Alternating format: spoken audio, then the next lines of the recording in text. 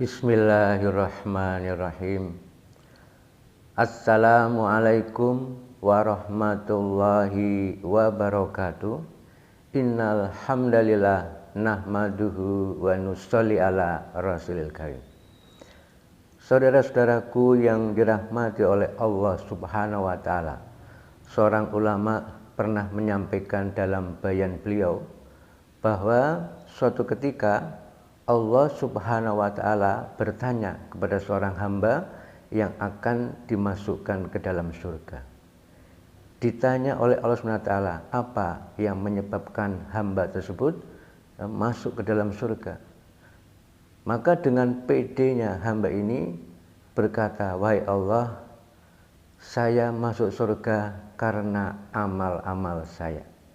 Saya selalu berusaha untuk mentaati seluruh perintah-perintah Engkau.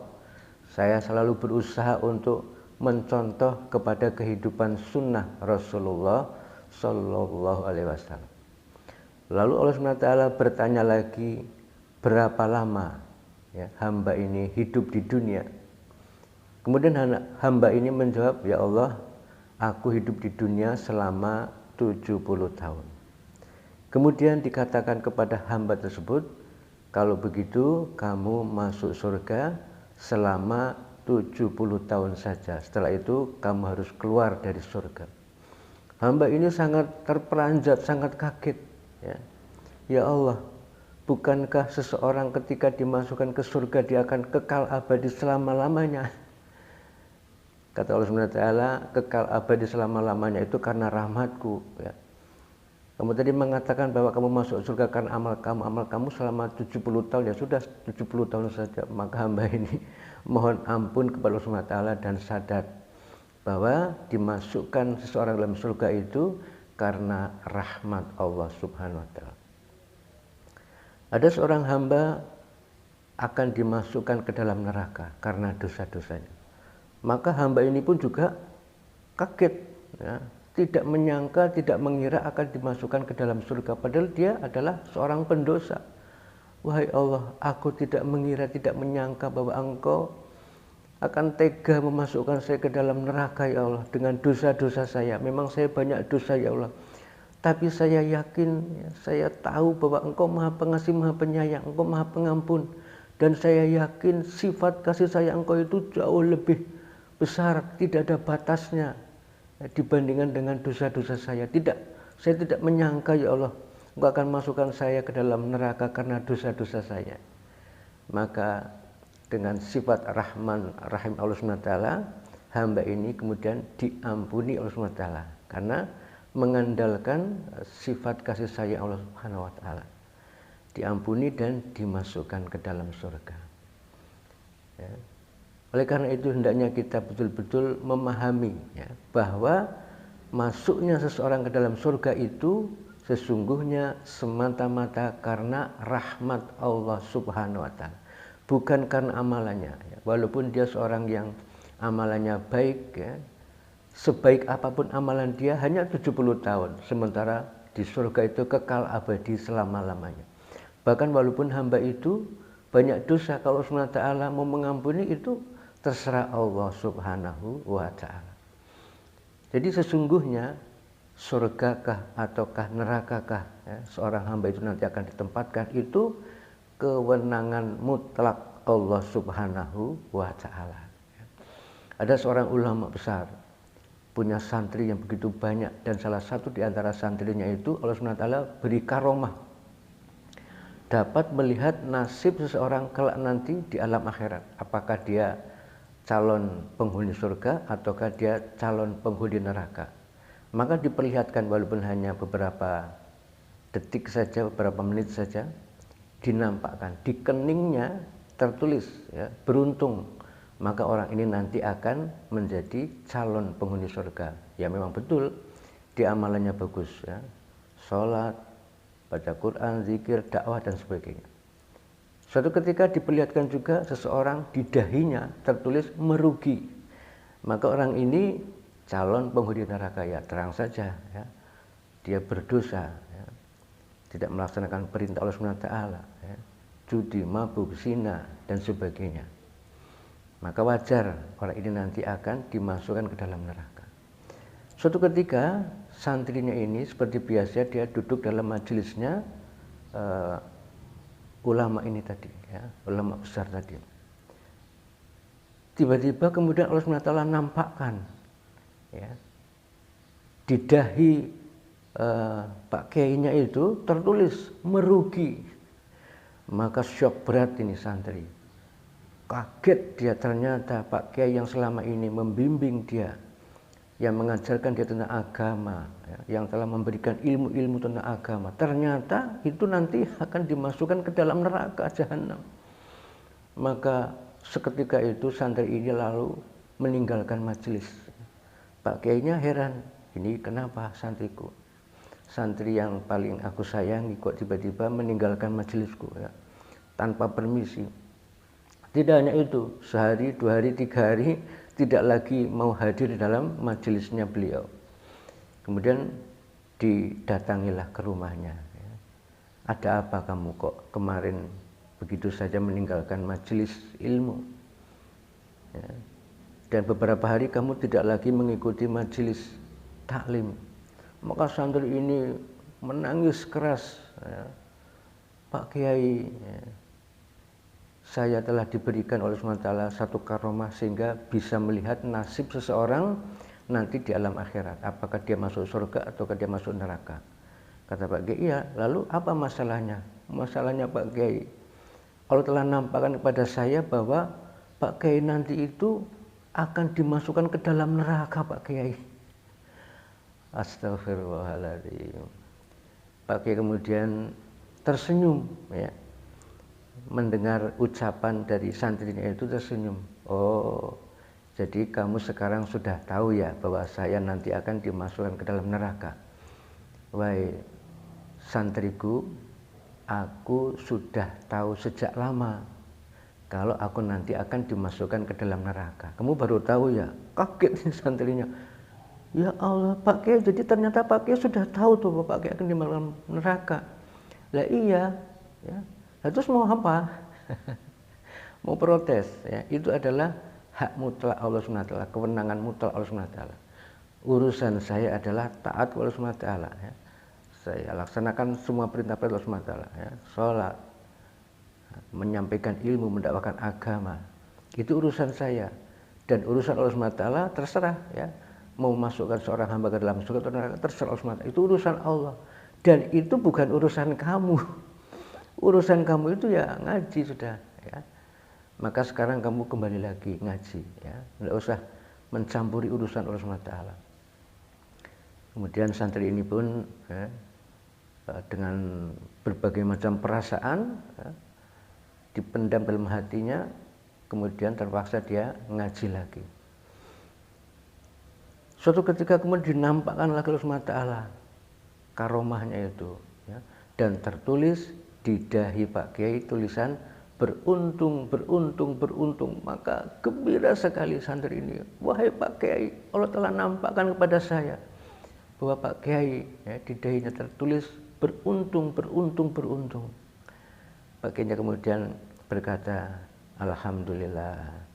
Tapi ingat ya anakku, bahwa aku mengamalkan perintah-perintah Allah SWT ini, melaksanakan perintah-perintah Allah SWT ini dan menghidupkan sunnah Rasul itu hanya karena Allah, ya. Selebihnya itu urusan Allah. Jadi bukan kemudian tadi, ya, yang lain. Hanya semata-mata mengikhlaskan, mengharap ridho Allah SWT saja. Nah, jadi masuknya seseorang surga itu sebetulnya kewenangan mutlak Allah SWT, ya.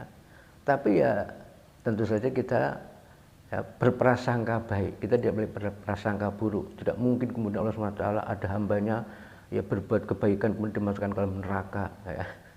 Tidak mungkin. Insya Allah kalau betul-betul beramal kebajikan, ya, hanya menghadap ridho Allah SWT, ya pasti tentu saja akan di dalam surga. Karena Allah SWT, ya, Maha Pengasih, Maha Penyayang, Maha Bijaksana, ya, Maha Halus, Maha Lembut dan sebagainya, Maha Pengampun, ya. Jadi yang penting, ya, bagaimana kita sekarang ini dalam setiap amal-amal kita itu mengharap pertolongan Allah SWT. Tidak ada yang bisa menolong diri kita ya, kecuali Allah SWT, ya. Dan pertolongan Allah SWT akan datang kepada umat ini, ya, ketika kemudian kita itu satu hati, ya. Kalau soal amalan memang Allah SWT ya berikan kemampuan kepada masing-masing kita itu beda-beda. Ada yang mampu beramal dengan ya, sebaik-baiknya, ya, sebanyak-banyaknya. Dalam hal amalan dia memang paling hebat, ya. Sholatnya, baca Al-Qur'annya, zikirnya, dakwahnya luar biasa.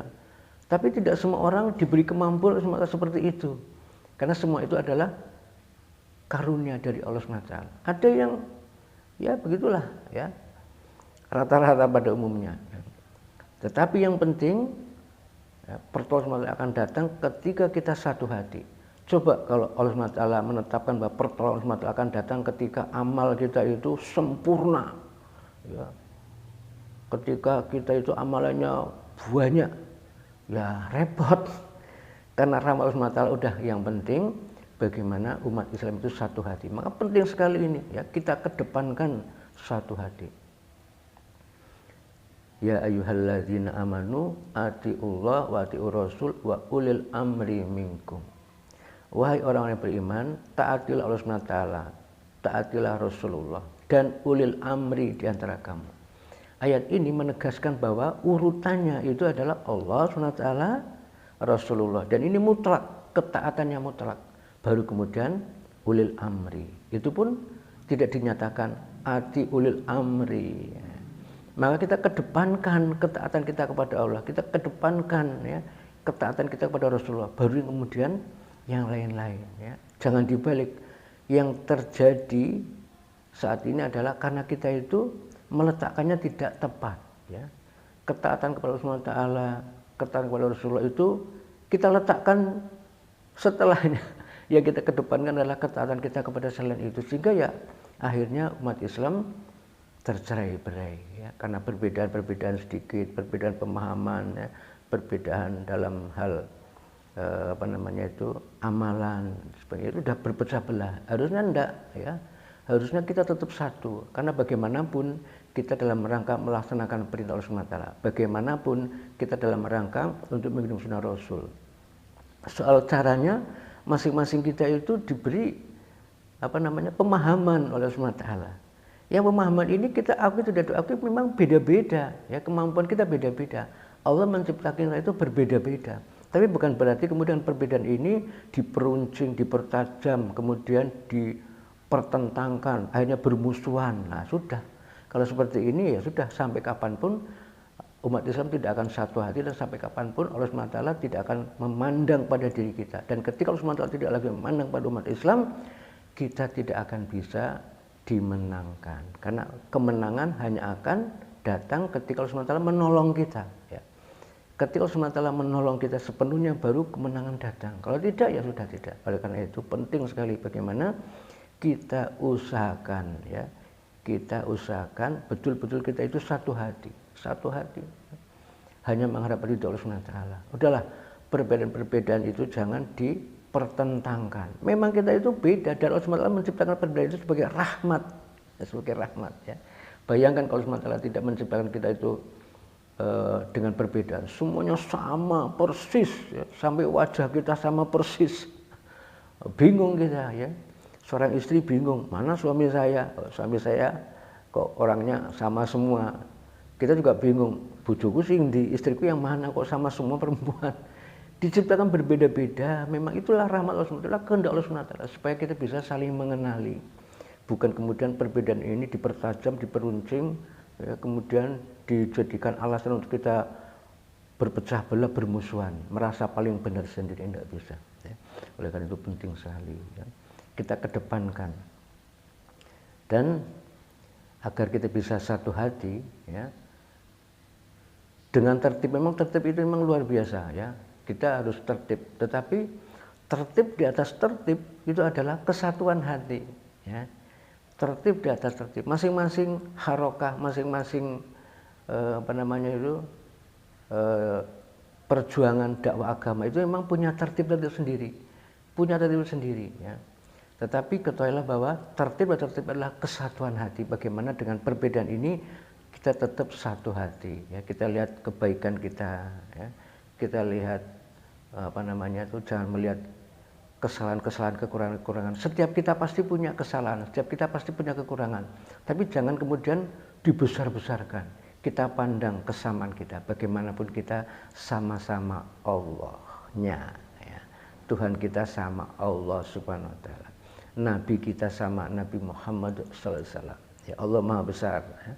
Misi Rasulullah sallallahu alaihi wasallam itu sempurna, mulia, agung ya.